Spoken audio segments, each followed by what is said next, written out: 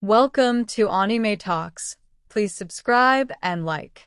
Before this story ends, you will question trust, fear, and the meaning of family. Because sometimes the truth is not evil, it is just misunderstood. My name is Daniel. I am not proud of what I did, but I will tell you everything honestly. I was married to my wife, Laura, for 11 years. We had one son, Ethan. He was 8 years old, quiet, gentle, and scared of the dark. We lived in a peaceful neighborhood, white fences, tree-lined streets, the kind of place where nothing bad is supposed to happen. But something felt wrong. Every night, after the house went silent, I noticed my wife leaving our bed. At first, I thought it was normal. Bathroom trips, water, stress. But it happened every night, same time. Around 1:30 a.m., she would move slowly, like she did not want to be heard. She never said a word. She never turned on lights. And when she came back, she pretended nothing happened.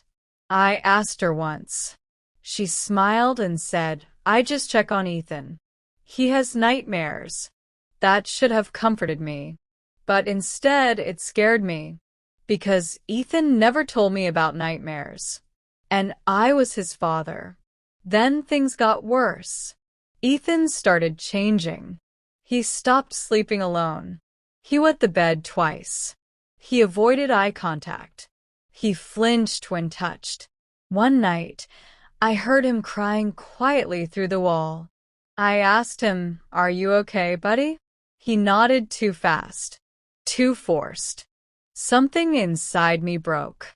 If you are a parent, pause this video for a second and ask yourself, what would you do if your child changed overnight and you had no answers?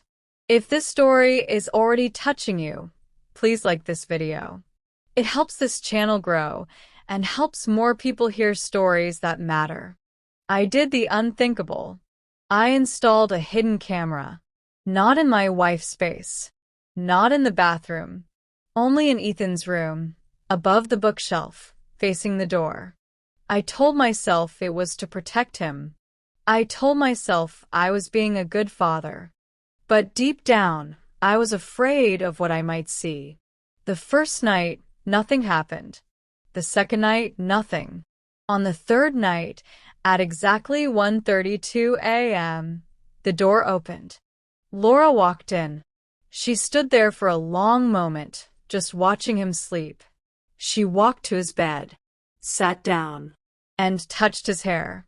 My heart was beating out of my chest. She leaned forward and whispered something I could not hear.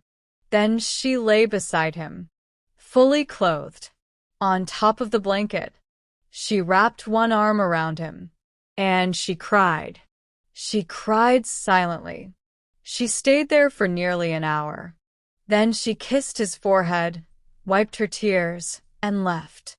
I sat frozen in front of the screen. Relief and confusion mixed together. But the story did not end there. Night after night, the same thing happened. Sometimes she held his hand. Sometimes she rocked him gently. Sometimes she just sat on the floor and watched him breathe. Always crying. Never inappropriate. Never harmful. But always secretive. So why hide it? That question destroyed me. I confronted her. I told her about the camera. She did not get angry. She did not shout. She collapsed. She sat on the kitchen floor and sobbed like I had never seen before. Then she told me the truth. 2 years ago, when I was traveling for work, Ethan woke up screaming one night. He said there was a man in his room. Laura searched the house. Nothing. But Ethan kept saying the same thing for weeks. A tall shadow. A whisper. A breath near his ear. Doctors said it was imagination. Therapists said it was anxiety. But one night, Laura heard it too. Footsteps. a soft voice. She found out later that the previous owner's son had died in that room. Suddenly, violently. Laura believed Ethan was being haunted. She believed that if she stayed with him every night, whatever it was would not hurt him. She did not tell me because she knew I would not believe her. She said, I chose to be strong alone. I wanted to scream. I wanted to laugh. I wanted to cry. I did not know what was real anymore. That same night, Ethan woke up screaming. We ran to his room. He pointed at the corner and said, he is gone now. Mommy made him go away. That was the night I stopped doubting my wife. We move houses 3 months later. Ethan sleeps peacefully now. Laura still wakes up at night sometimes. Out of habit, out of fear. I deleted the footage, but I will never delete the guilt. If you are still watching, thank you. Please subscribe to Aunty May Talks for real stories that make you feel, think, and reflect. This is not a horror story. This is a story about fear, love, and silence.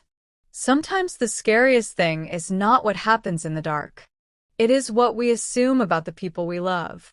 Like this video if you believe parents do their best, even when they are afraid.